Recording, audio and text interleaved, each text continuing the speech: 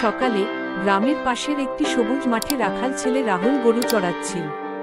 সূর্যটা তখনও ভালো করে ওঠেনি, চারপাশে হালকা কুয়াশা।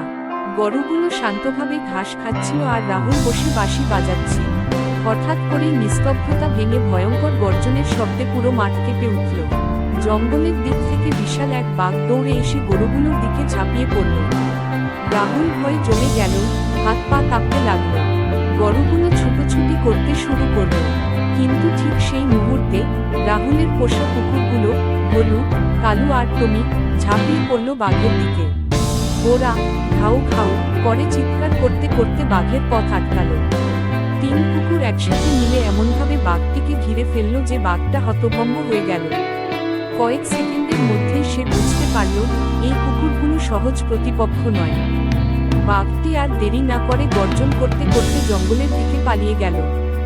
রাহুল দৌড়ে এসে কুকুরগুলোর গায়ে হাত বুলিয়ে আদর করল। চোখে জল এসে গেল তার।